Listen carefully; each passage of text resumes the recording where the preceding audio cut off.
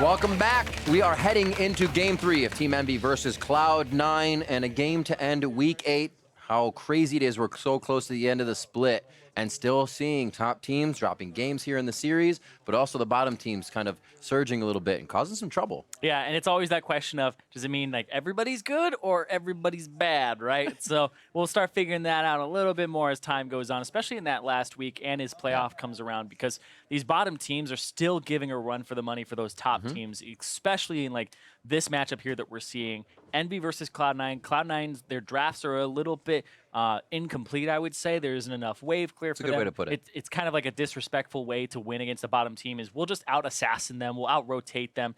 And so that's one of the reasons they lost that first game, that Zig's pick for Apollo is coming up huge. He's able to just continually wave clear, get to turrets, take them down.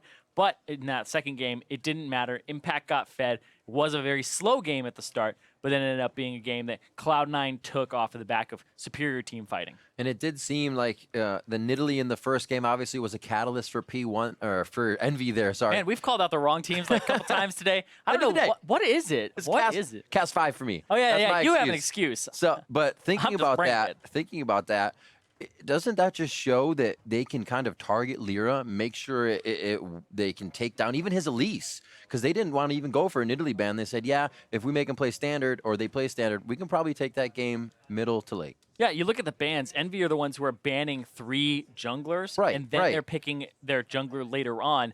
And Cloud9 had banned out Elise and Kha'Zix themselves, and then they had to pick up a different champion for themselves later on. For Envy, they picked up that Nidalee, like you said, and now I agree with you. I feel like they're throwing 3 bans at contracts because they think he's very threatening, but it's also kind of hindering Lyra a little bit, but he feels like he can excel on these other champions. I don't think it comes down to champion strictly either. I feel as though this is just the teams playing around their junglers.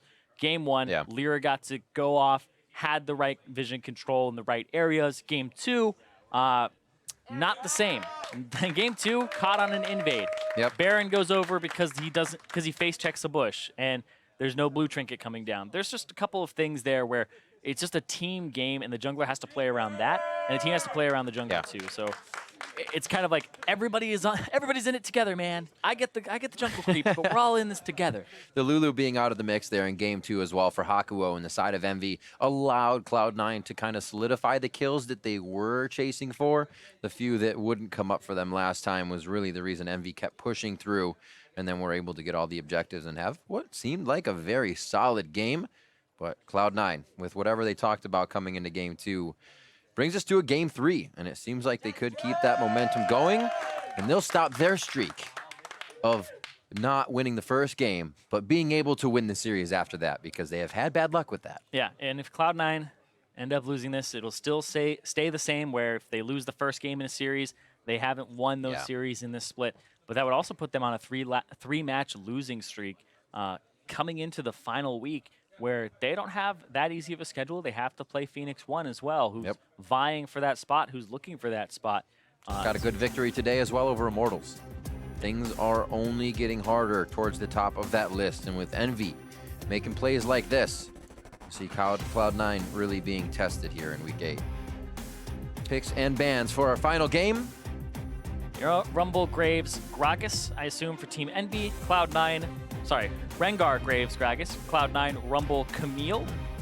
And then Caitlyn was their previous ban in Game 1. So if they're staying with their Game 1 bans, going back to kind of what allowed Envy to win the game, we'll see. Final ban here would be that Gragas. So good. How do you know these things? And then it would be Caitlyn, but I don't know if I think they continue to ban that. That'd be the Caitlyn. We heard well, I guess it was Lulu banned out last time, but the Caitlyn also found herself on the ban list. Well, you could always split it up too. Or you could ban a Jace. Yep. How about that? Jace to the face. What's our first pick going to be here? And it is the Lulu. Something we kind of just said was a factor of Team Envy staying alive in these Cloud9 aggressive moments of Game 1. Yeah, so they'll have the Lulu for themselves. Cloud9 can now take the Caitlyn if they're so inclined. Don't know if that's really something that Sneaky wants to play, though. feel like the Ezreal is a better fit for him, even the Jhin. The Nautilus, though, that premier tank top laner with Camille and Rumble being banned away by Cloud9, definitely makes sense going over to Impact. He's been that frontliner for the team. Karma. Could be a pretty crazy Juggernaut composition with Shen up, Cog up, but obviously Kate's there. So that's not taken by Cloud9. It will be picked up by Apollo, obviously, but the Ninja is also there on Shen. Untouched this game. That's going to be for Seraph. It's going to be that Shen, which has been untouched in this matchup, where it has not been picked or banned. It is a very high priority champion in a lot of people's minds. And with the Nautilus already showing and the Karma already showing, they're saying it's safe to pick it because there's no chance that that Nautilus goes support and then it's like a Gangplank top or something like that. So this is going to be a tank top laner that will be able to help out on that Caitlyn when he's aggressive. I want to see what Ninja plays, though. Also have to think with this Maw coming back in, it means the AD carry does have to perform, so this puts a little bit of pressure on Apollo throughout this game. And the team, obviously, to keep him alive. You can always just ping question mark if that doesn't work. Ezreal locked in. Ooh, pretty harassy bot lane to start off with. Sneaky and Smoothie should be very comfortable here in the early game. Yep, gives them a little bit of wave push, but also the Ezreal, great champion currently in the meta with the fervor of battle. Syndra ban, Talon ban. Yeah, picking away at each other's mid lanes here. Ahri might be another ban that comes out. Because Ahri plus Shen is a good delivery system if you are going offensive. Cloud9 may want it themselves, though, but I assume that they're going to last pick their... Yeah, I was like, I assume they're going to last pick their mid laner, so you don't pinch mid lane too hard, and you just go for another jungler here. You take your jungler as your second round pick for Cloud9. One final ban, 15 seconds on the side of Team Envy before we see what Cloud9 starts off our second phase with. And Nidalee was taken away from Lyra, a little too powerful for their liking in his pathing, and then engages in the Ahri, like you said, taken away from Jensen. And this will be most likely a Lee Sin or Elise here. Kha'Zix still on the table as well. If they're going for a hyper carry, then they would go Lee Sin and have some type of peel. If Jensen's going to play something a little bit not as hyper carry-y, I would say that, okay, so Lee Sin makes sense. It's what you would expect here, because you don't want to have another jungler that has disengage on Team Envy side. If they have the Lee Sin, then how are you reaching the Caitlyn? You have to get through the Lulu. You have to get through the Lee Sin kick. You have to get through everything. So this actually, yeah, I like that. I like having the tank there. Another tank. So this composition is not going to be about Lyra in the jungle, most likely. It's going to be about Apollo on this Caitlyn. He has to step up, and I like that Cassiopeia pick. That's a great takeaway. I feel like you would really want a Cassiopeia on Cloud9's side at this point, but he'll play the Orianna into it as the counter matchup. It will be nice. You have Lee Sin diving in, Impact coming in. You can get that petrifying gaze out to counter engage, and you basically have a fight to set up with taunt and the rest of your abilities. Always easier said than done, because if Jensen hits a shockwave, that's completely turned around. You have an immobile mid, and you're looking to protect the ADC. 56 seconds here as the teams get the last bit of time. Switch their skins and summoner spells, but also take that last pivotal information from the coach as a reminder what to do in the early game and what to keep going. It's the small things in Game 3 you can forget about, Zyrie. Very true. Make sure that something doesn't happen that's happened before. What type of strategy are they going to go for in the first 15 minutes? Because Cloud9 were able to slow the game down with vision. Team Envy weren't able to get off the ground, and then tried to have an invade that didn't go their way. We'll see what happens. They have a bit of a winning bottom lane here. It will take some time for it to turn on because the Karma wave clear is pretty good. But putting the game in the hands of Apollo, he's a consistent player, but I've talked about it before. He doesn't have that clutch X factor just yet. He hasn't been able to show that on the stage.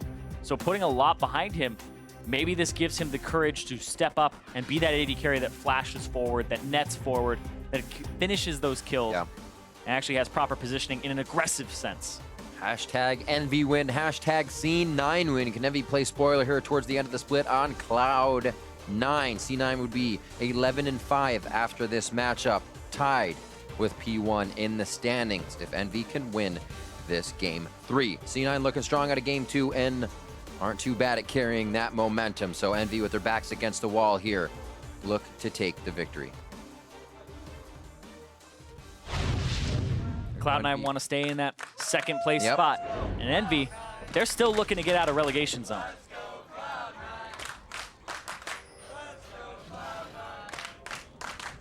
Gates are open.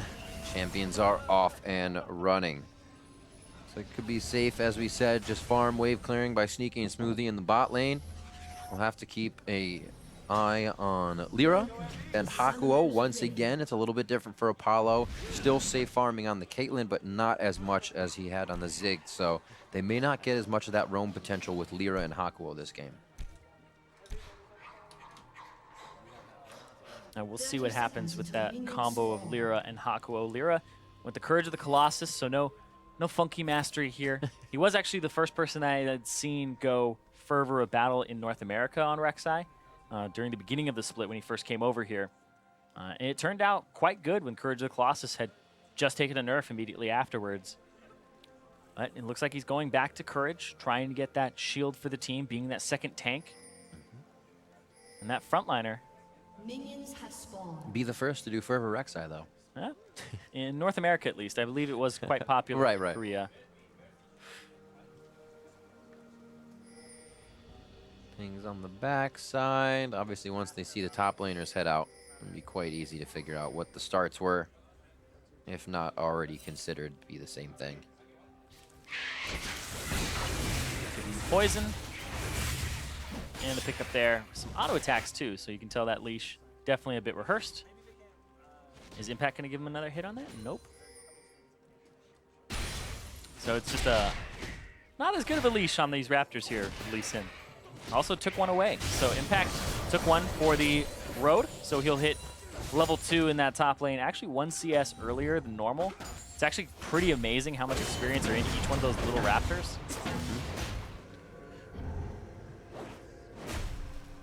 Little changes make a difference. I don't think he's going to get much out of it. But he may be able to grab a bit of health advantage in the lane when it happens. One more minion and Impact will hit level 2, which is the unexpected one. And tie it up. 2 and 2. Nice interflame. Soul Flare, I should say. Getting the secondary damage in is basically Hakuo and Smoothie fighting right now. Apollo and Sneaky are like, all right, we'll farm. No worries. Lyra puts down a ward to spot the Lee Sin, goes for the Gromp. Contracts does not check his Gromp, which is pretty standard. You don't usually do that anyway. There's going to be a Gromp takeaway, and that is outside of the bush. He also smited, so Lyra doesn't have a smite to steal it. He's going for damage. Nice Prey Seeker. But obviously had him. Letting it leash.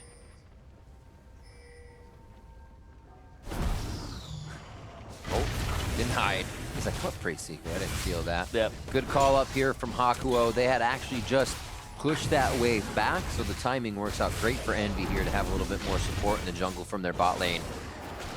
Come out nice and clean. No way. That'll be awesome for bot lane. Smoothie and Sneaky are going to eat a lot of Glitterland. Dude, come on. Like, that's all right. I mean, we're talking about Hakuo-Lyra combo. That's more friendship than I've ever seen in the NALCS. I don't know. Like, you just gave him the blue buff as a support. It's like, Hakuo, you go do God's work. Go out there. We will see if he can get that done. He's a Rek'Sai, he doesn't exactly need it, but that's still incredibly generous because that's experience and a tempo advantage that you get. Now, though, Jens is going to come over here, help contracts out. But I feel like everybody's going to be in attendance here. Go for the E. Up. So he loses his own blue buff. You said he may have had pressure on bot side, but Impact has pressure on that top side, keeping Seraph pushed in with the Riptide. So good little trade. However, we have to see how this one pays off, because it makes the laning phase much more interesting. Definitely not making C9 hesitate at all. They want to show that, okay, you have a blue, we're not going to play any differently. Got to keep shoving up Apollo. Yeah. Doing a good job here. I like the Warlord's Bloodlust more and more the more that I play around with it. Because that extra burst of movement speed feels like you usually get it when you walk up to attack and then walk back. So it feels like you've just gone for that last hit, and like the last hit gave you a burst of movement speed. It's actually really interesting. Scales up incredibly well to 50% lifesteal, and on a Caitlyn, if you crit with a headshot, even non-headshot late game, on a minion or something, that's a big chunk, like 400 HP back. Yeah. That's how you continue to siege and stay in the game. Very nice dodge. Mantra Soul Flare. Gotta get those names right. It was a good push by Impact. Tried to find Seraph just a little bit behind the turret. He had a long back though, walked all the way down to second tier, teleports into lane, and does a nice job at cleaning up these minions. Won't fall too far behind. Mid lane 43 to 43. Wait, what was that? What was that? And Impact cancels. He did TP though. Yeah, it didn't really show on the minimap because I think he TP'd onto a ward that was expiring. So the ward actually goes out as he's going.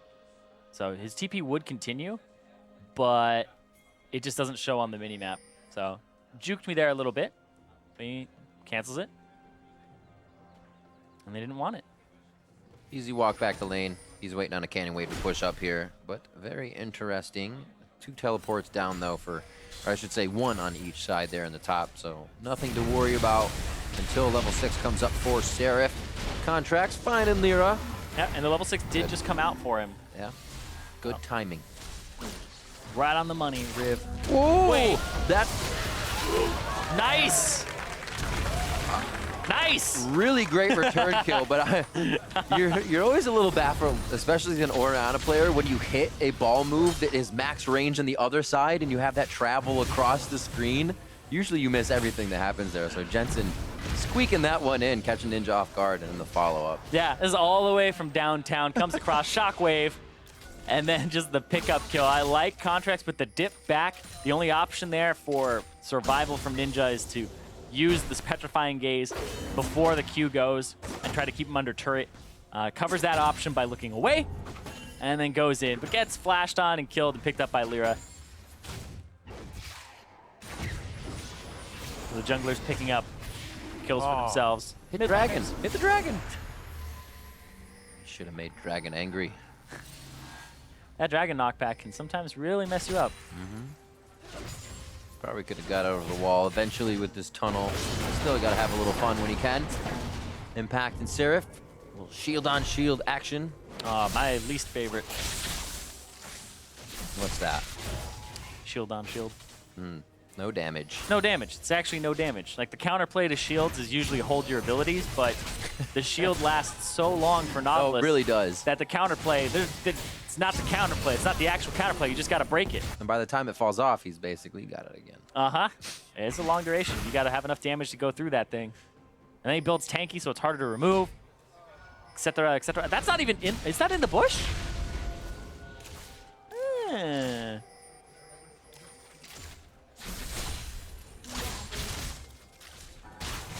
No, that's not. That wasn't in the bush. Okay, I went back and looked. It was not. I was gonna say no, but sometimes it squeaks out with a blade of grass. I was like, there's no way that's in the bush. True shot barrage here by Sneaky. He's saying, do not let this minion wave that close. We're a little low. With NV being right behind it. Nice hook. Very nice hook. Spirit's Refuge actually has to be flashed out of. He would have had to spend too much time there to block the autos. So they get a little aggression towards top. Yeah, making sure that Contracts doesn't get a kick flash on him and kick him backwards. So burning the flash preemptively. Teleport up for Impact now as that was used. That's going to be mismatched by Seraph, but Stand United is still there. Okay, is it time? Does the second blue buff go to Hakuo as well? They are pushed up, but this kind of just means that if they're that pushed up onto the turret, I feel like they'd walk back and help. Blue, great turn, great hit. Heal coming out of Ninja. Barrier and heal for him for the past few games, and it has kept him alive in the situations necessary. Gonna heal a little bit off of these poisoned up minions. Just gotta watch out. Oh, the pullback. Command protect, usually not what you see kill somebody with an auto. Jensen's gonna find two more, 2v3 as the TP comes in. and we're going to see if Impact can make it work here. Seraph's going to get knocked up. One more attack towards him. Should be an auto from Contracts to finish that off. Lyra gets the wild growth. Should be big enough to deny any more of the fight. Passive of Impact locks a few more down. Bot lane has stayed true as they continue to farm off. A little action in mid. Yeah, this is what you trade off when you don't go Fervor and when you also don't go for an early Tiamat on Rek'Sai. Went for the Cinderhulk build. Lyra's going full tank, but that Tiamat would have really helped him out, would have really sealed the deal there on killing Jensen, and possibly even picking up another kill, because it's a lot of damage early, but he's trying to be a tank for Apollo later in the game. He's got to put some attention on this bottom side of the map. Good slow. Quick Q. And they're out to safety. Mystery solved. He did not give the blue buff over to Hakuo the second time. Right. That's the thing. When they don't make good use of that blue buff first time, never again. It's not our fault. Yeah. You didn't come gank. We'll see this mid lane again. Ninja just being, I mean, he used the heal there. Ugh. And then he just says, you don't have enough mana to do a spell reel, and he did. He still has flash as well. Yeah, you can see barely any damage coming through there. And then they have to peel off. Ultimate from Impact comes through after the teleport. And Hakuo a little bit faster on the roam. This turret, yeah, might go down quite soon for Envy. You're going to see Contracts coming around this backside, so may play a little baity.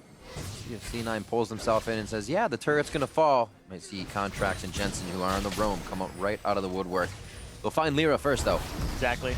It's just here to kind of cover this area, make sure this turret doesn't go down. But you can't stay here forever, so you have to kind of get something in a swift move and then go back. Mid lane will be pushed in by Ninja. Jensen, though, in the counter matchup, doing well for himself. CS advantage. Yeah. But it's not enough to make up for that CS advantage down bottom. 20 up at the moment. Top lane roam. Depth charge in about 15 seconds. Ninja's like, Ooh, flashes over the anchor chain. Make sure that does not hit. Lyra with the rush towards mid lane, and he'll be able to help protect a little bit. Yeah, this is why that Orianna is a counter matchup for the Cassiopeia. She's ever on the back foot. This is what happens. The second turn Jensen has had on the Petrifying Gaze, he cannot get the lockdown. Oh! It's still going to be Lyra. Perseverance paying off in the fight as now he's in a 2v3 situation. Took one out already. And now facing what would be a 3v2 as his team has numbers up. He flashed in for the kill, but still trying to get his team the aggression, trying to continue to help Ninja, who has found a lot of pressure from C9. Yeah, down bottom though, this is going to be solo gold for Apollo. Solo gold for Apollo. Solo gold for Apollo. Just waiting for it to deny more minions. Look at that. Up 1,200. Good math. Look at that. Quick numbers. Yep, he's almost the whole gold advantage. That's a good point. Yeah, and that's great. They haven't had much attention down bottom. It's been the supports roaming every now and then, but the Caitlyn that was banned away, not banned this game by Cloud9, and now Apollo picks it up. They're trying to run an Apollo composition. He has that lane advantage, so step number 1 complete. Step number 2, the Caitlyn needs to start going to these other lanes and getting those turrets down. But you have to wait for item spikes to do so. Has the Runaan's Hurricane, and now they'll set up around the Drake, get that as the prize down bottom, and hopefully, for Envy's sake, nothing happens drastically on the other sides of the map. Seraph with the early Tiamat to wave clear too, so he's gonna push up. This might be the disaster. Whoop-blam! Depth charge up, kick back. And Taunts back in as he goes down. Doesn't even really get the call out any summoners as it was a 1-2-3 punch for C9. They'll continue to pressure top side. Lyra now working himself around the map, trying to be at the right place at the right time. His duty is now to the top lane. Clear that out and make sure they can keep their turrets up. That first blood turret for Envy is definitely a switch from last game as well. Cloud9 was already on the move with a few before Envy picked up their first. Yeah. And this top lane, Impact, have a little story about him. Because he loves doing this where he sits in brush and fakes backs or just stands there for a very long time.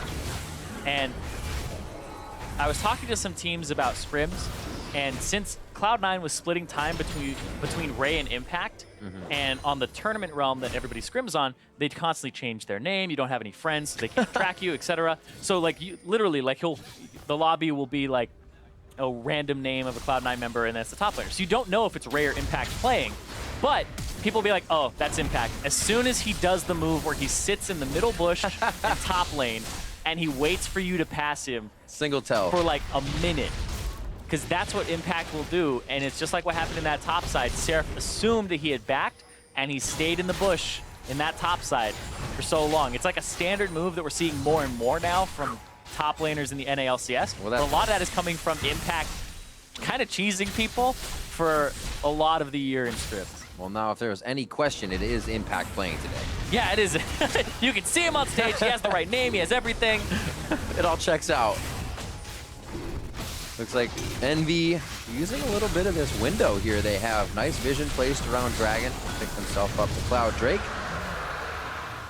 Go ahead and move back down to the bot lane. They have not swapped what Apollo and Hakuo are doing down here. Seems like they're happy with clearing the waves, though. As soon as you get the Drake, there's nothing on the bottom side to fight for, so you go top afterwards. So I assume after the next push, establish wave control, maybe go mid to help and stop this from going down, because now you can see right here, they shove that wave out. This mid turret is in danger of going down. Seraph's in a good spot on top, so just go ahead, rotate your Caitlyn mid, bring you along your Lulu for the ride, and you start sieging.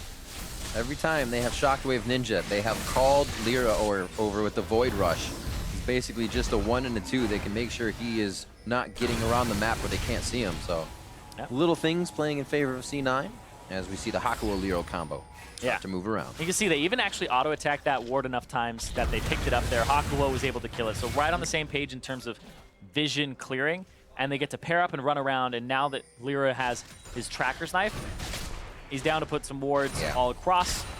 None for Hakuo in the Sightstone right now either. Look at that. Ah! There! It was Impact the whole time! I wondered who was in the brush, but I knew immediately. Definitely not Ray. So they will now start to play a little safe. See a control ward going down right next to them. There we go. Do you see it? He doesn't want it. Yeah, they're like, if I clear this, that's 4 seconds that I'm not backing, and I've already started, so oh well, we'll come back for it. It'll be the TP Impact takes to ace them at Baron. And then you know. Well, I guess that's 3 minutes from now, so it's got to stay alive for a while. Yep. And now you can see there's no threat of losing the bottom lane turret now for Envy, because C9 just has their bottom lane now in the top side, and they're going to push and pull against this turret. And you know, if history tells us anything about how that bottom lane turret went down with the Caitlyn and Lulu slowly pushing in, it might repeat itself in this top side. Looks like they're going for the protection onto Lyra. Seraph doesn't have the engage, but they are gaining control of a bit of map here from C9. Mostly wards, not finding too many of the kills, which will always give C9 the chance to kind of bite back here and maybe even pincer them. Yeah, Seraph is in the jungle. Seraph has to go run down bottom and catch this wave, and you can see Contracts trying to stop him, actually just jumped on him. Woo. That looks painful. Yeah, and that's what you try to do is you catch him out in route after he messes up one of those globals, and now you run down and try to stop Impact from dealing damage to the turret and clear this wave out. Hello. Pulling his sword back over. Ridiculous amount of damage there underneath turret. It's got like 3/4 HP back on a caster minion or a melee minion. Still able to kill it. It's quite easy to last hit under turret with Shen. That's why him being pretty weak early on and not having wave clear isn't too much of an issue. Yeah. Spirit's Refuge actually feels amazing when you're blocking autos. You think people are going to try to dive you. Really works well. Yeah, it's like that change over his shield. It's interesting because it's like a team assisting ability where Shen support was being played pretty much right before Shen got reworked, and it was like, oh, does this work as a support still?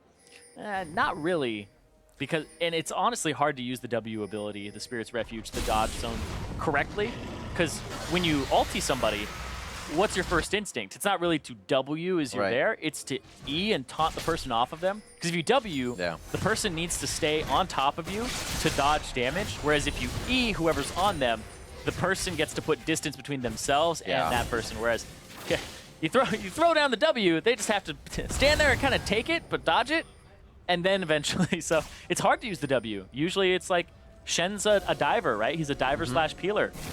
It's kind of your oh crap button or I'm dying button. It's like its perfect scenario is in the back fight if you were able to taunt the tank on your back line and then use it, right? Yeah, it's so strange because Shen usually isn't in a position to do that because he's not like a midliner, right? Like imagine if like Tom Kench had that ability. Oh wait, that's W. Oh, my bad. It's the same thing. Nice trap set, not allowing Cloud9 to really have good footing in the lane by Envy towards the top. Lyra also giving a little bit of chaos towards the middle portion of that top lane. Yeah, and well, I was talking about how this matchup is just winning naturally, and it won the bottom side. It's just going to happen again on the top side. I like Envy doing this. It's the slow burn. Alley-oop. Knocks him up in the air. Anger hit on that ward. That's Apollo. Yeah, so the picks will do a little bit of delayed damage there because it has that travel time. And so you'll draw turret aggro right after. Lyra. Oh.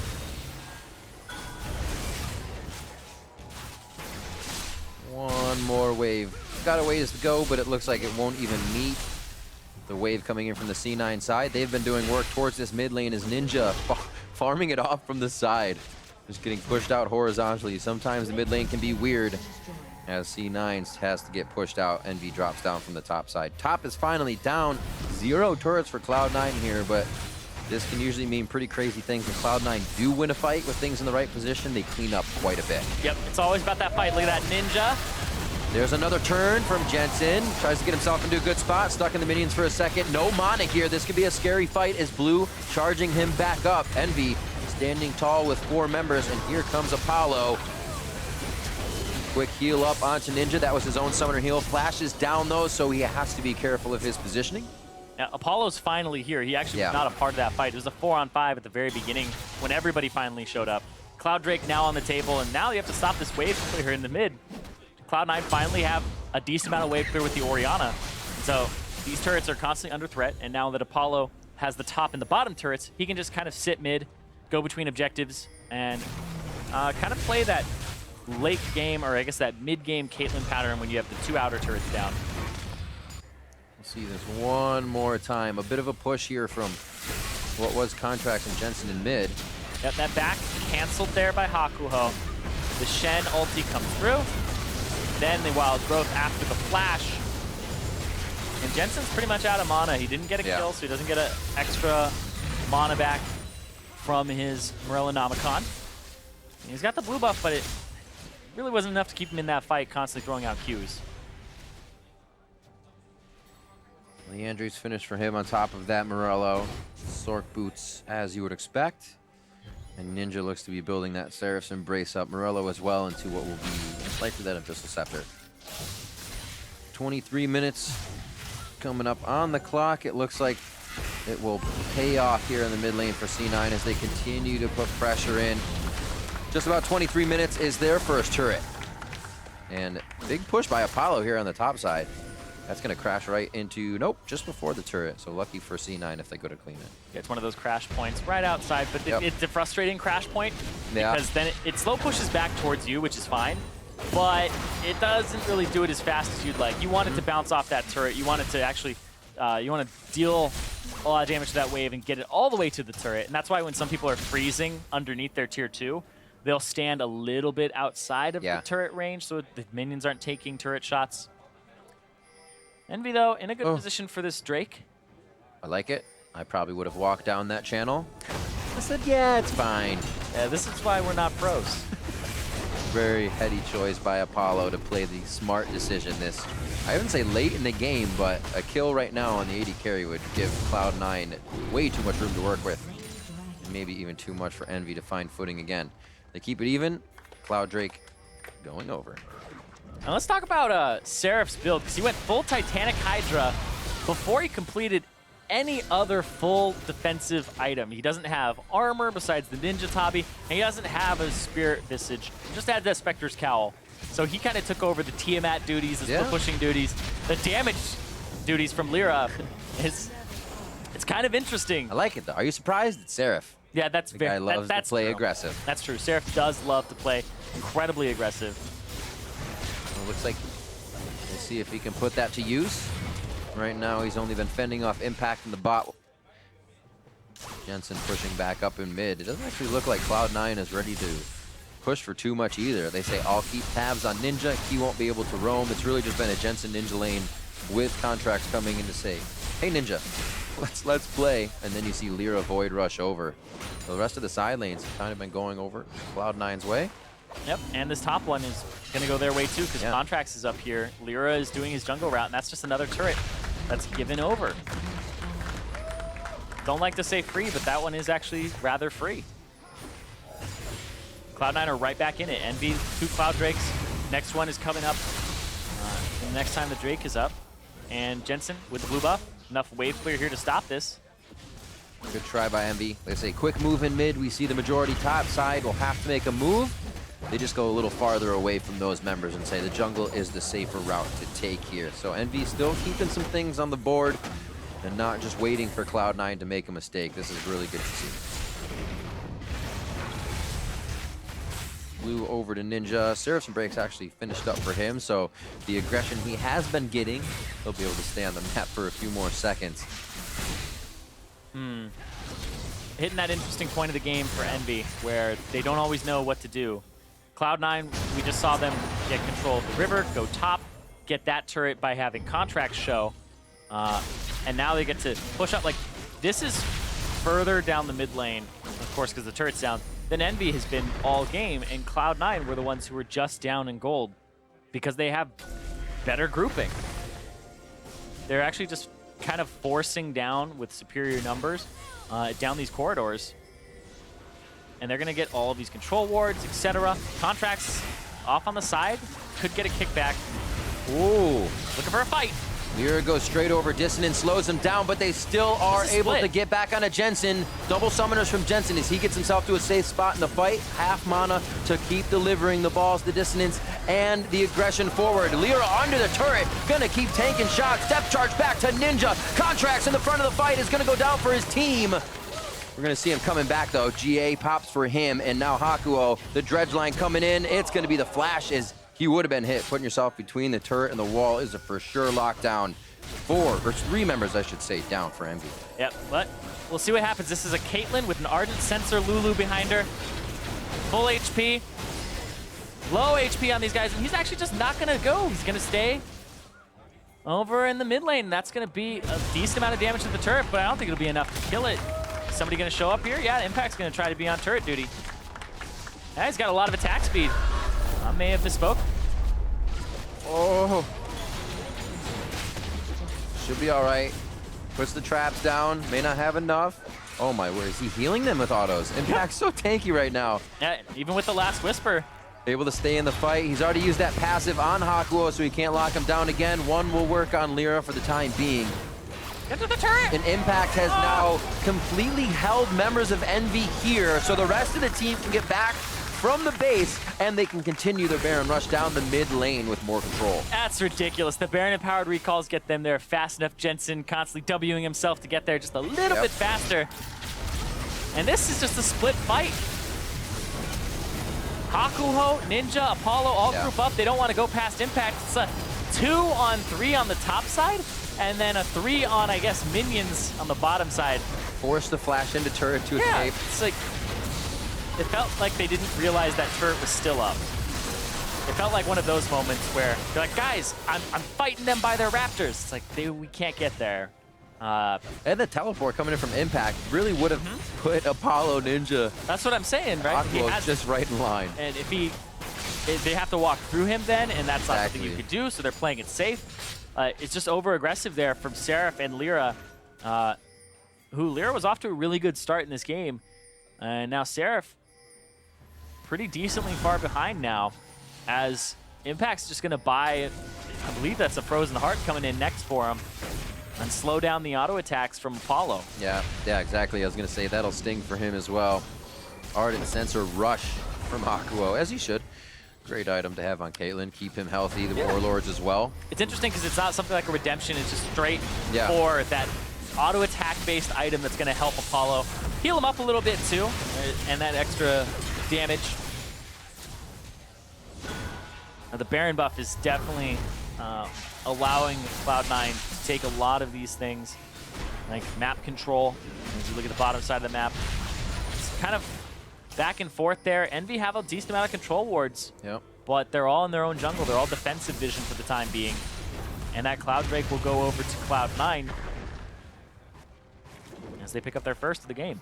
They crash top wave into the turret. Impact will do some janitorial duty and prune that wave. And like you said, first Drake going over to Cloud9.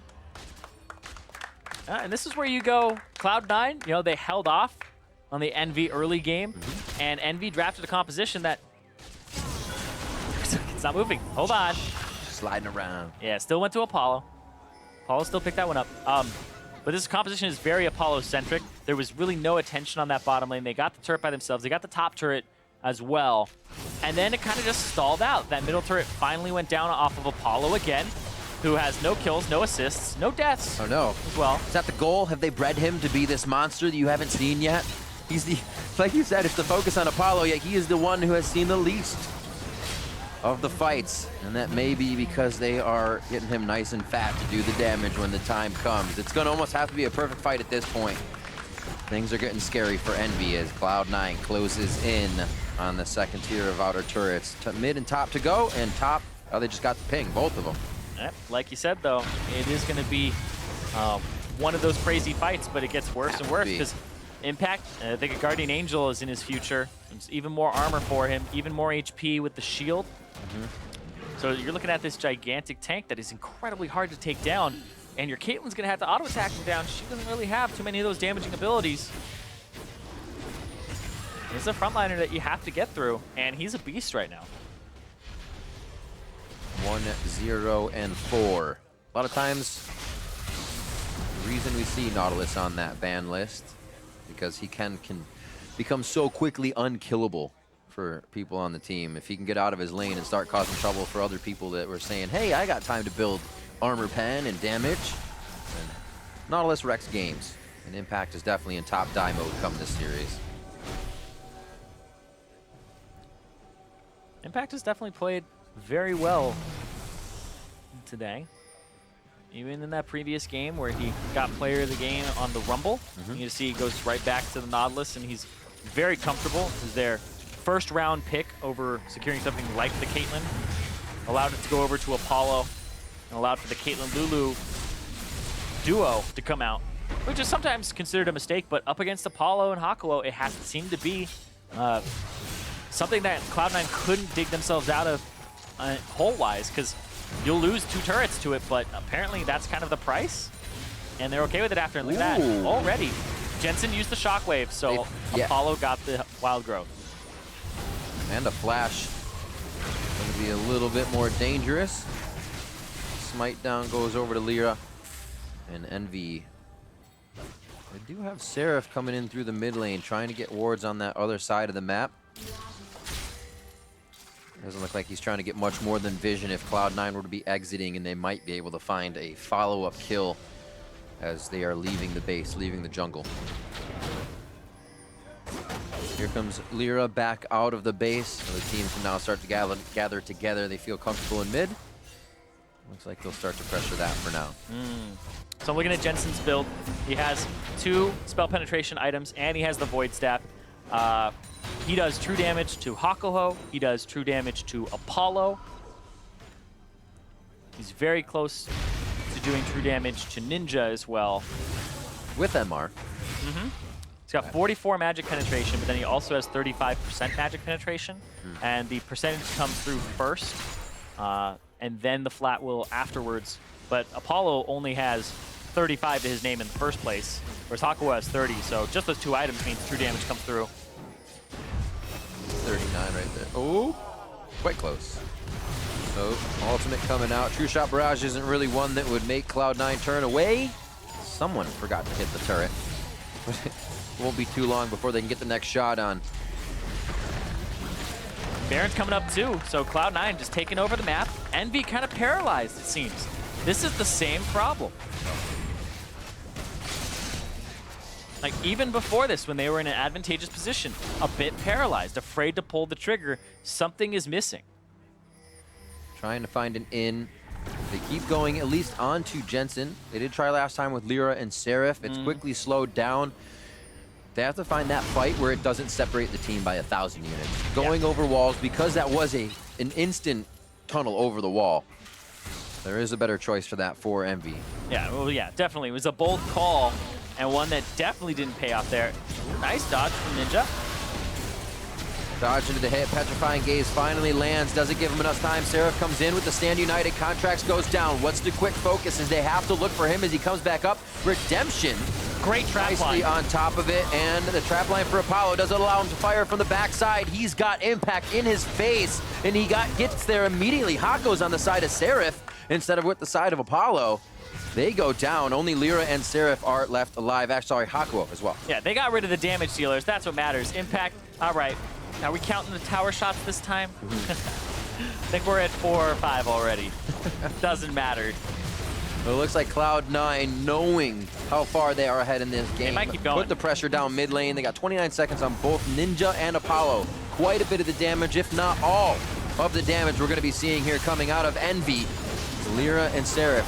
Sneaky tries to get stopped so they get the auto attacks off the turret. Impact stays in the front so the team can keep firing across his shoulder and behind him to the members of Envy. It looks like they'll pull back for now smartly.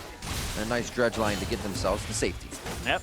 Elder Dragon up, Baron up, Ninja and Apollo both coming back. Lyra gonna Void Rush to the left side here. And so he sees that they aren't going towards the Baron. They're gonna chase them off. Stop the backs. So this is gonna be really interesting though, because low HP, low mana for a lot of the members here for Cloud9. This might be a quick Baron. Because Jensen would have to run, Sneaky would have to run. They'd have to start it now if they want to do it. They gotta go. It's the desperation call. TP from the back from Impact. He's gonna try to get in there and cause havoc. Can't Contract steal. Very early Sonic Wave. He's gonna have to take it in before it's even low. Now he's gonna have to get a safeguard in. It does go over to Envy as they start the Baron. And now C9 looking for the fight.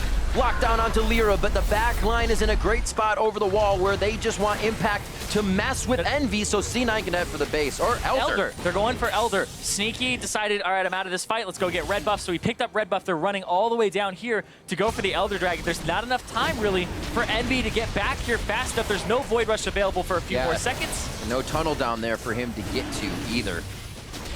5,000 health. It looks like they already pull off of this one to manage what will come next. Set some expectations for themselves. They are going to deal with an Elder Drake Cloud9.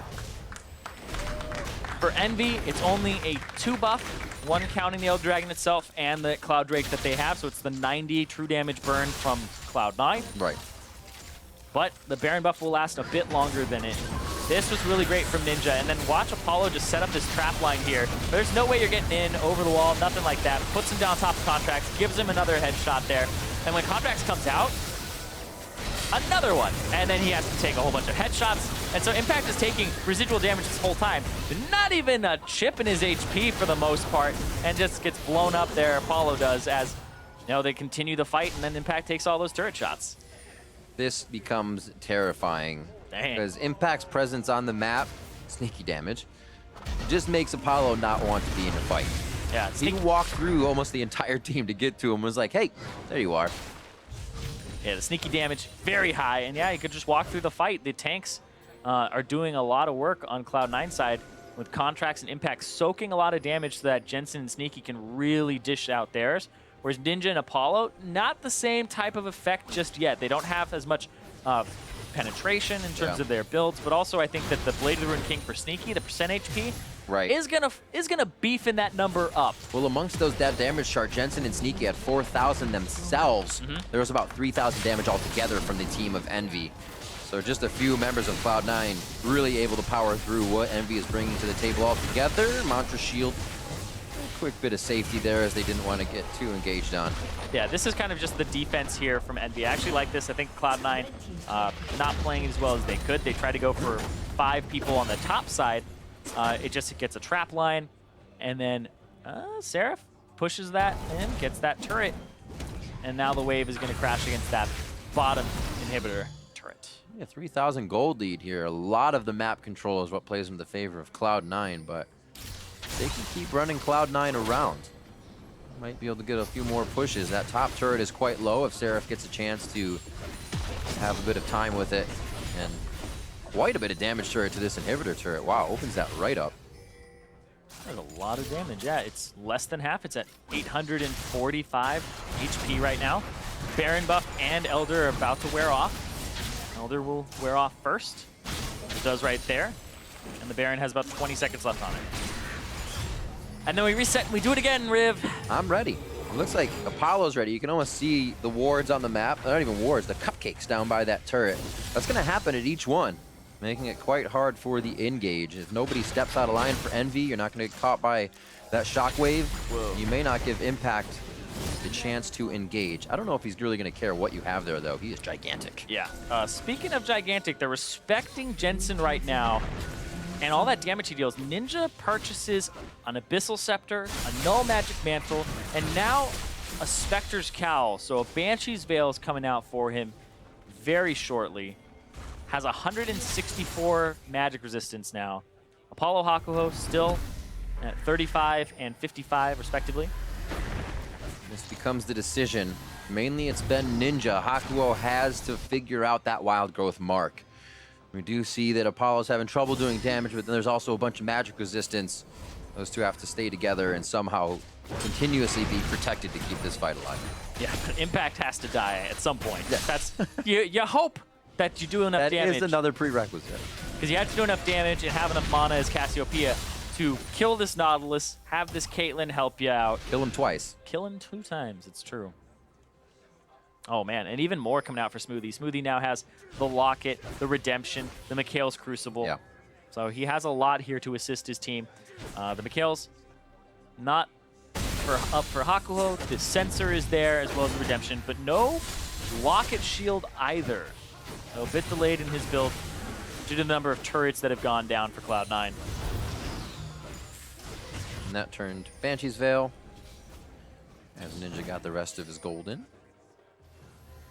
Dodge 1 spell for himself and look for shields from Hakuho. Cloud9 very, very patient. 1.5 minutes. They've waited longer. They're going to be going for Baron in a few here. It's one of the top teams looking at that playoff bye spot for Cloud9. Against that team that's trying to get out of the relegation zone. And Envy, we were not expecting this to go to 3 games. Envy are really putting up a fight.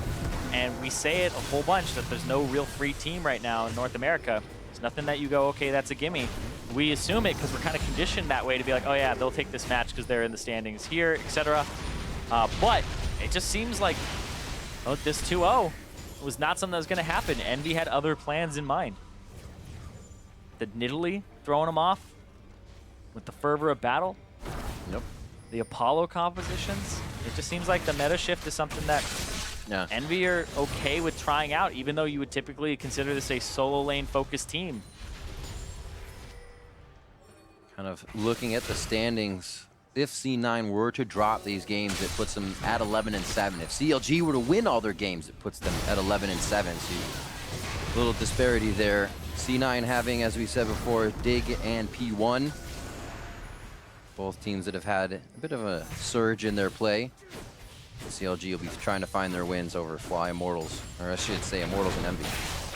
Yeah, it comes down to the just the situation, get into playoffs, and then perform. Make sure your team is in top shape for that.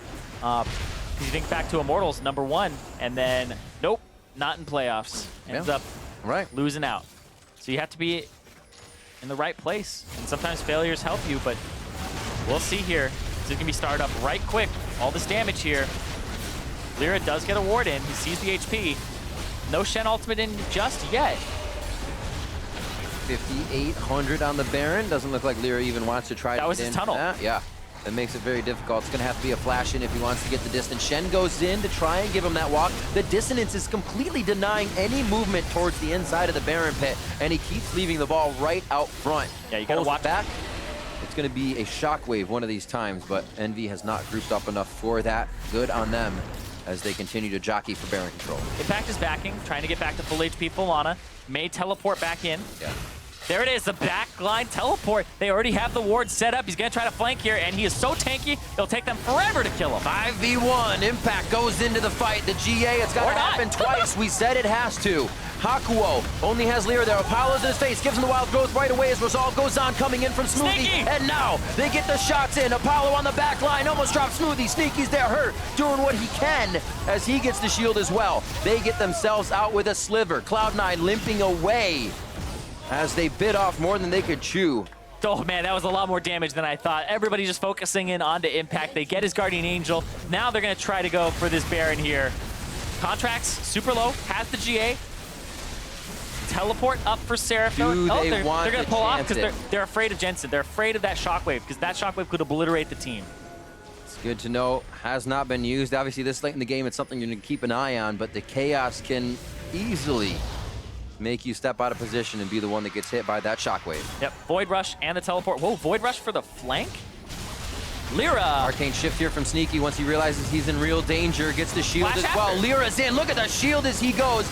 Down to about 50% HP as Sneaky follows in. No mana for him. It's going to be the auto attacks. The last bit of mana is a true shot barrage. Can it save Impact? He gets out with a sliver of health. Another shield to come in. And they do save their tank. It looks like Envy goes right back to the Baron, and they are starting to put their foot down, pressuring C9 back into the fight. Yeah, it was a super good miasma in that previous fight from Ninja, but right now Jensen has Shockwave, Contracts has Smite. Here's the moment. They got it! It's gonna be Contracts taking it, gets himself out with a safeguard. Envy is left wondering, what is the fight for? Contracts is gonna go down. C9 looks to the waves, looks to what else they can set up. And Envy's going to look to stop those as they come in. The Shockwave lined up there with the entrance of Contracts. The Smite comes through. He picks it up. He saves the game for them as it was falling into the hands of Envy. That star rookie, what were they calling him? The super rookie? He's doing quite well for himself. Lands onto Ninja. That's the flyby. It's at 2,000, and it goes down from 2,000 to 500 there via a Shockwave and a W from Jensen. So the Orianna did enough damage to get it in smite range, and Lyra was not expecting that. There we say, it feels better as the guy coming in. There was a lot of pressure on Lyra there, especially with the team trying to come back in.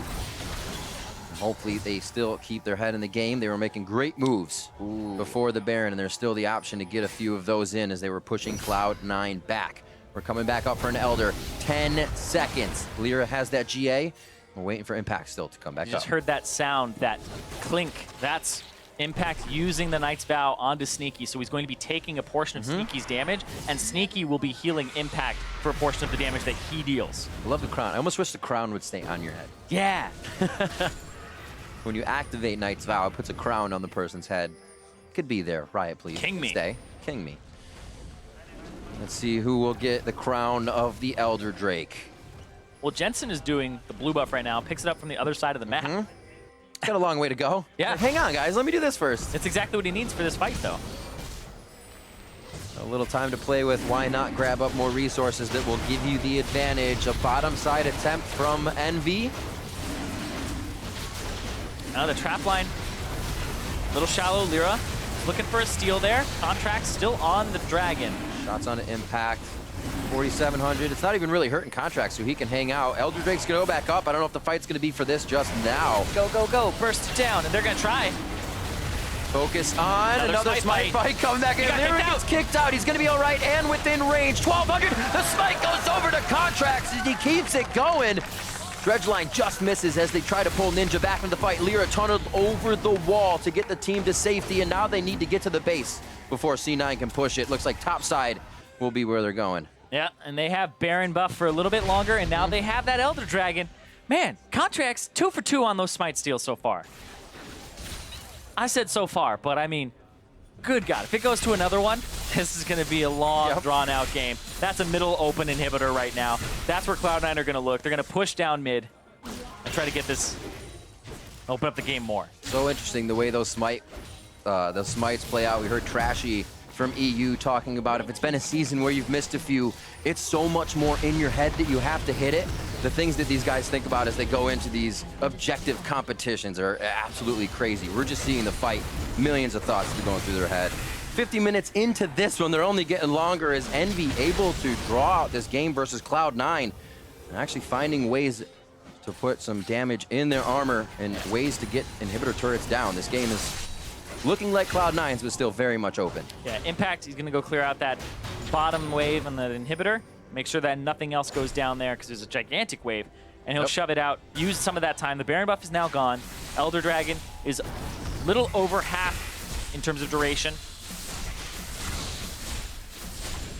So then it'll be another reset with that middle inhib down, so we're in for the long haul here, guys. I'm glad someone's with me, just one guy.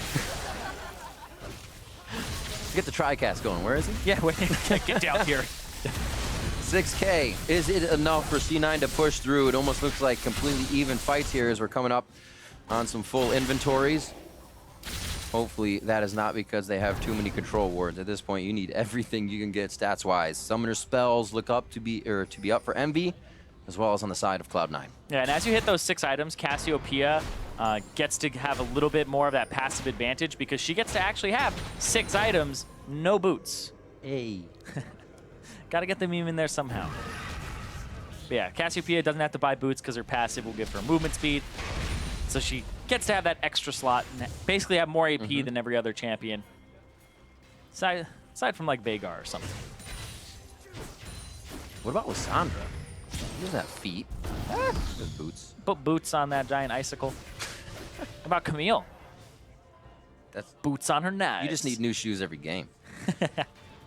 That's true. You actually do have to buy new shoes every game. Jensen with blue. Feels so good late game to have an Orianna with blue. You basically dance around. It feels like you're dancing around the fight because you speed up, you protect, and you continue to deliver damage from a different position each time.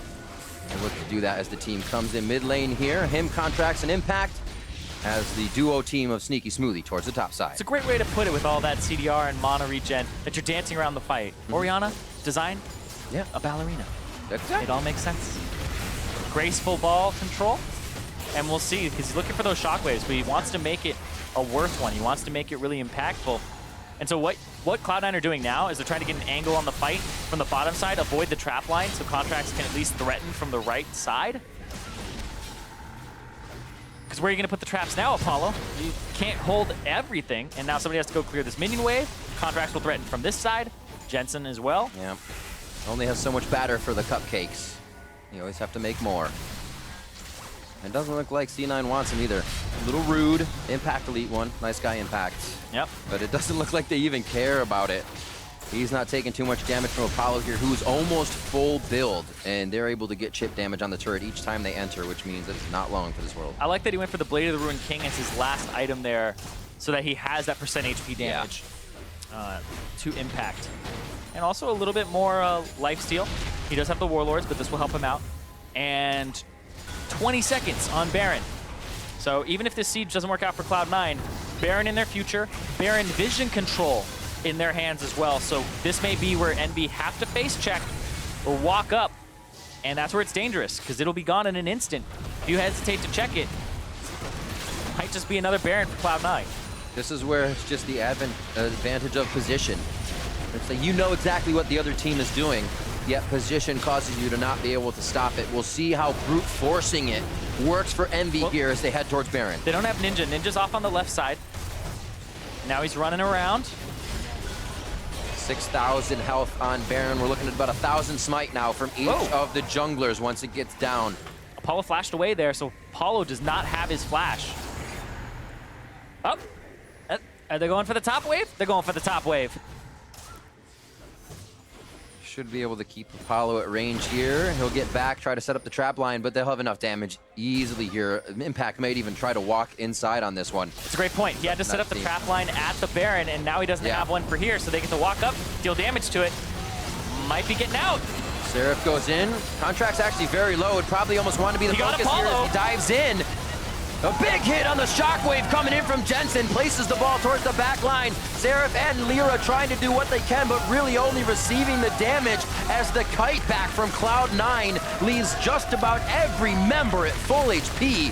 Sneaky was the focus. Contracts didn't even go down, besides that GA. And Cloud9, they're going to do it. They're going to win a series where they lost the first game for the first time in the split. They're going to try to take down Envy. It looked a little rough from what we've really seen from Cloud9 coming into the end of the split here. Definitely going to have to shore things up as they fire for a top position in the NALCS, but the victory will come here in Week 8. As we get to a Game 3, they persevere, and Cloud9 takes down the Nexus and takes down Envy. It takes them 54 minutes and 42 seconds to take down the 10th place team, but they do it. They stop their losing streak, and Cloud9 stays still ahead of Phoenix 1 in the standings. And this actually becomes, I'd say, a decent game for Cloud9 to look at this late in the split when they really need to shore up a few of these errors and instances where they're falling behind in the game. This is one they can look at. Going against Envy in Game 1, obviously a little outplayed by Lyra on that Nidalee, but he also then continued the snowball, something Cloud9 can look to stop. Obviously, easy as warding, but it's very hard when you're playing against somebody like Lyra. So, like little things, as I'm saying, Cloud9 has a chance to look at. With the victory, though, still got to feel good. Yeah, it's got to feel better for them. That is the 10th place team, though, and so nobody's quite elated, but I will say sighs of relief there. Yes, I think that's the correct way to put it. Contracts in 2 situations, outsmites on the Elder, outsmites on the Baron as he's flying through. And I got to say, that last fight was pretty much Contracts with the setup, the kill coming through onto Apollo. That's what mattered. Yeah, good overall team call to break the trap line, head to Baron, say, haha, just kidding, back to the turret, and make it happen. And that's a great way. That's a macro play to outplay a trap line from a Caitlyn. Exactly what you need to do, but you need to do it fast because Caitlyn, at that max rank of traps, she stores 5 and it takes 15 seconds to stack a trap.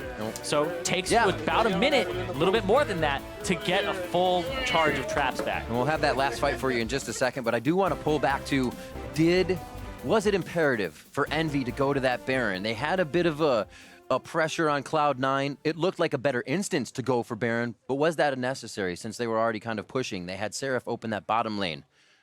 I feel like it was necessary for them to go there. It's not like one of those things where, you outplayed yourself, you shouldn't have been there. It's kind of in a move, and like in chess, when they already outpiece you, what are you going to do?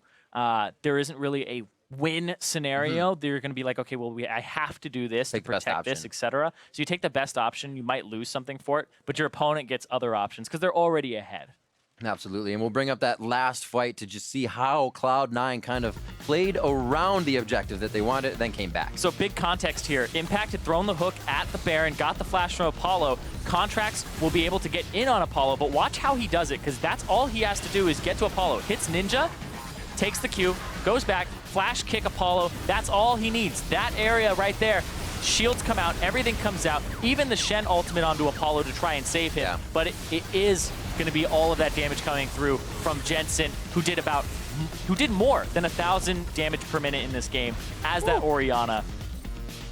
But I think that Contracts, that fight, that was really what mattered. And that's kind of like the Lee Sin dream, or kind of, I don't know if I wouldn't call it the dream. The Lee Sin dream is like, you kill everybody, but the late game professional Lee Sin dream is you get to jump in and you get that kickback on the primary carry, your team kills him, and you're just like, I don't care if I die now. It's all good. I did my job. And honestly, it's a play of confidence, because it's a reason we kind of see Lee Sin not picked up by a lot of junglers, because during that late game, that's what you have to do to really make an impact, or you're just going to slow and connect to people and then be lost out in the fight if you can't put them back into your team. Yeah, and that's kind of like another layer here too, is that it's a rookie doing that. It's Contracts. Exactly. He outsmited twice. He went for the kickback when they needed him to do so. So the team is definitely empowering him to make these plays, but also definitely a very confident rookie, and I'm glad that we're seeing him on the LCS stage and seeing what he's made of in these high-pressure situations. Early game may have not been his best showing, but definitely he closed out the late. All right, so for a first-hand account, let's regroup with Kobe, who's standing by with Cloud9's bot lane carry. That's right, Riv. I've got Sneaky here. Welcome to my interview, Sneaky. First of all, happy birthday and congratulations on your victory.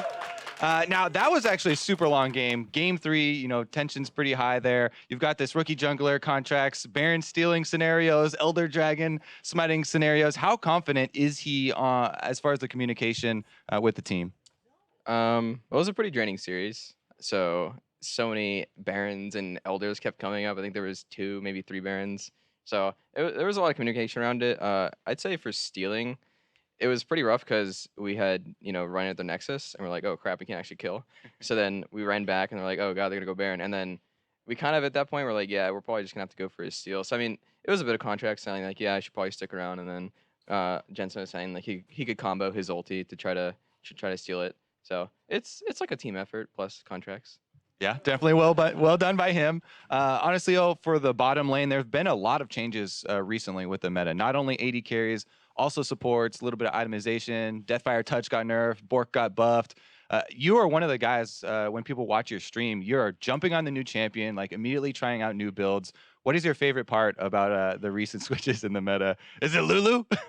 Lulu's pretty annoying to deal with. It's just constant speed ups. Like you can't really poke them because they have a shield on them and they're faster than you. They do more damage. It's like, oh god, get away from me. But Bork is pretty fun to try out right now. There's like the Lucian builds, like Bork Cleaver. Kog'Maw has a bunch of Bork. Ezreal built Bork already, but just got better for him. But it's pretty cool. I'd say support is a little stale in general. Just not specifically like Lulu, but there's just like Karma 24/7. So it's okay in the bot lane. A lot of shields, a lot of poking. So next week, looking forward for you guys. You've been able to put a stop to your losing streak here, but you are coming up against Phoenix One, who are right on your tail. They want your playoff bye spot, and Arrow in the bottom lane, who's going to be your opponent, has tons of accolades, and he's actually got the most player of the games. You're right behind him, the next closest AD carry. How do you feel about your matchup specifically with Arrow? It's pretty interesting. I'd say the last time we faced him, I remember there was a game where I was playing against him and with Jin and Janna, and he just kept like poking at me, and then he ran mid and destroyed Jensen a bit. So he puts out a lot of pressure. Yeah, he's pretty good. Faced him in solo queue a few times. I think he played Draven today too, which I don't know if it's too good of a pick. He went like Bork Ghostblade, so it'll be interesting. Just tell Jensen, don't feed my lane. Yeah. All right. Well, good luck for you guys next week, and once again, happy birthday. We're going to send it back over to the guys at the desk now.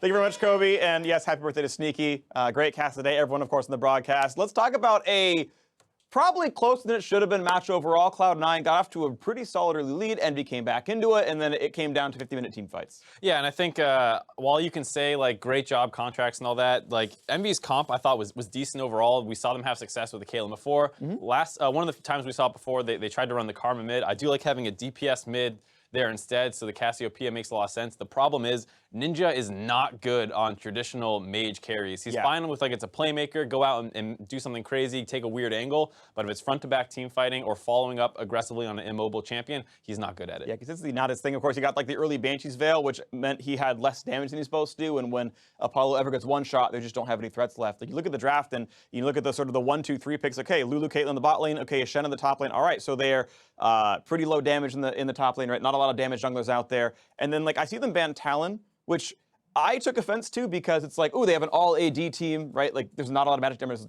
magic damage junglers left. Just ban the Elise, then suddenly you're not allowed to play Talon anyway. So I felt like that was a little strange, but they went for 2 damage dealers. And as you said, the Cassio doesn't exactly work for Ninja. Exactly. I mean, Ninja, you can say it's gonna make the team comp a little wonky for Envy, but then you're giving Ninja what's probably his best champ right now in a playstyle he's comfortable playing. Yeah. Instead, you see him on the Cassio, and it was pretty uninspiring all game long. Yeah, and speaking of being uninspiring all game long, I think we're gonna keep ragging on Ninja for a little bit here because I think there were several very key mistakes from him. The first thing to bring up is actually the tower dive, almost first blood that came through from Cloud9.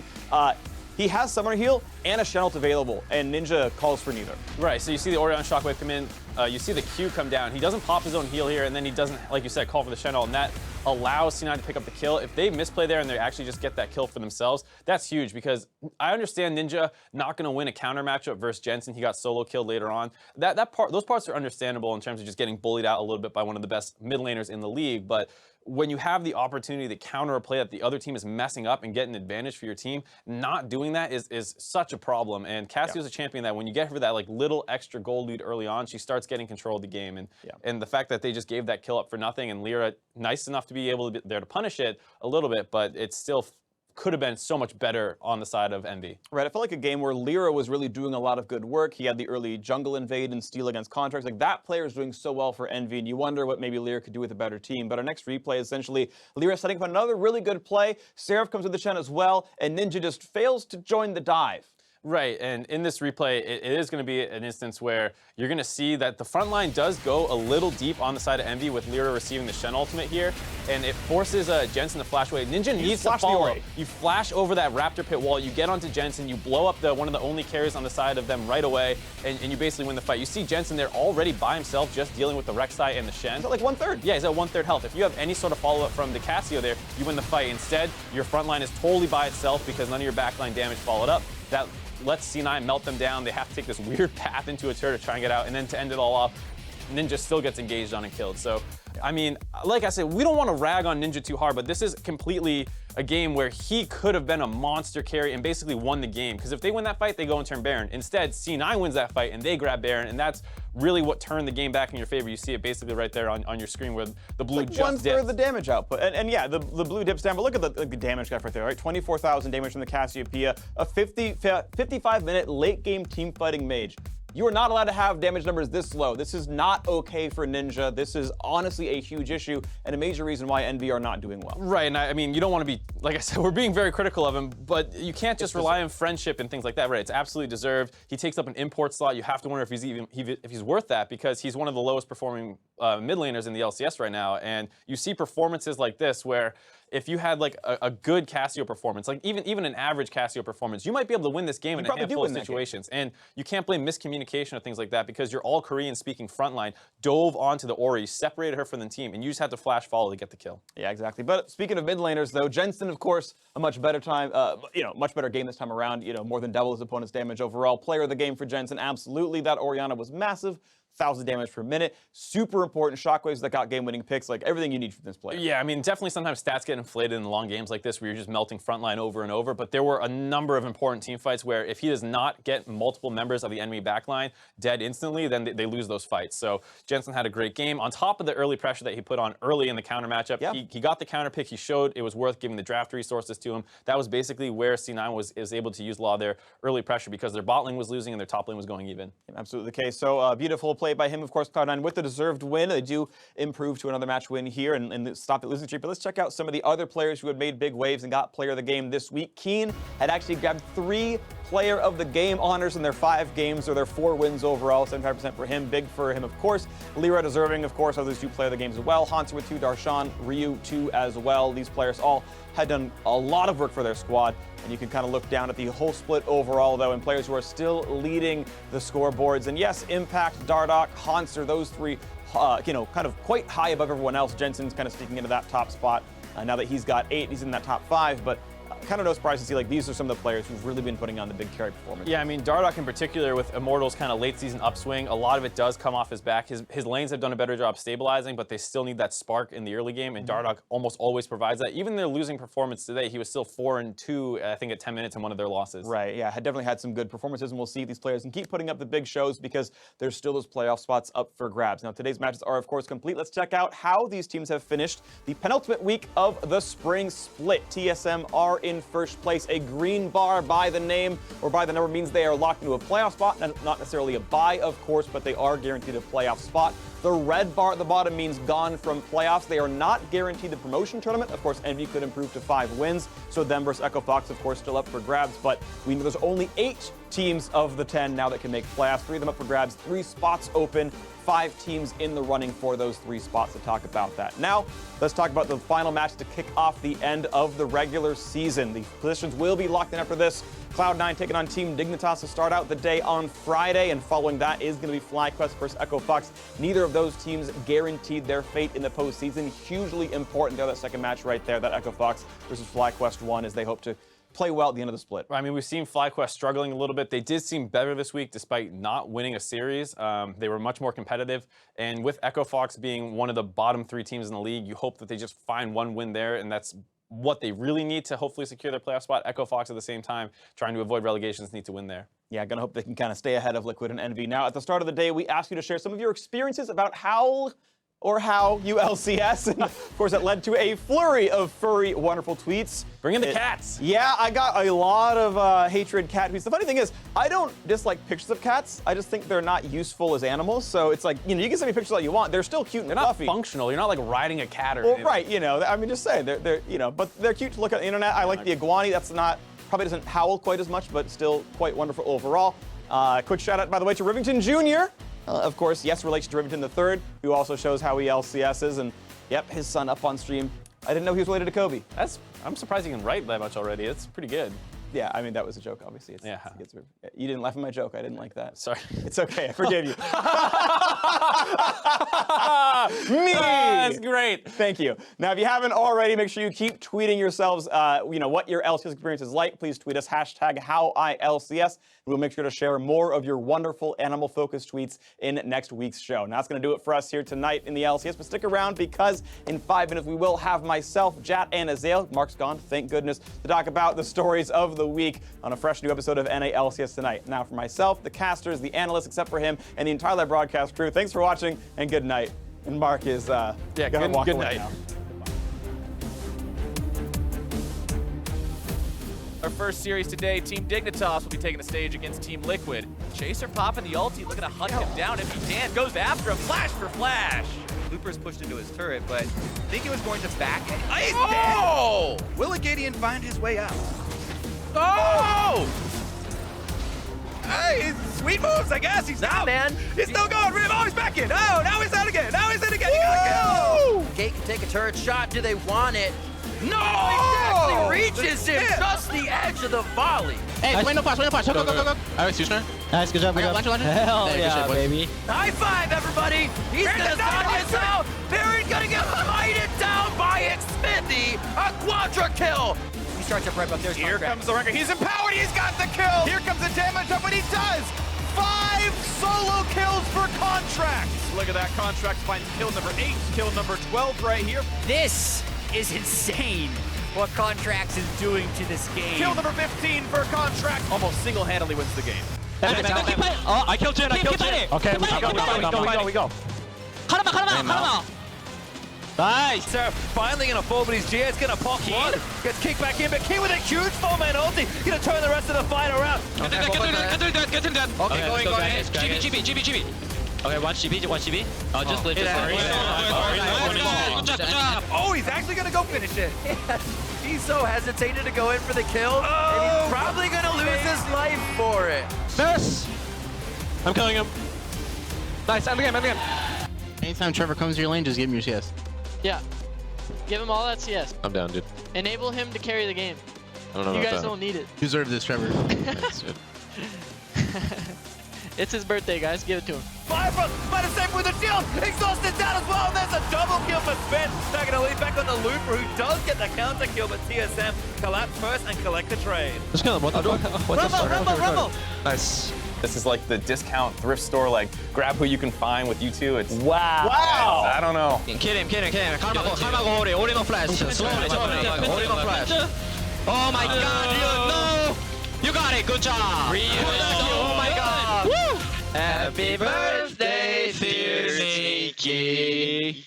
Happy birthday to you. You're all muted. What? Can I flash? I'll flash Ezreal, okay? Okay. Ezreal. Nice. Let's go, Baron.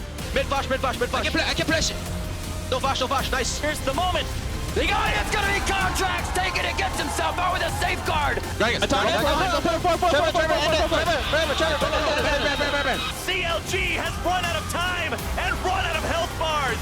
They can't finish the Nexus in time. FlyQuest needed a miracle to hold on here. Can they do it though? The minions are gonna kill it. It's gonna kill the Nexus. No! FlyQuest falls. That was spicy.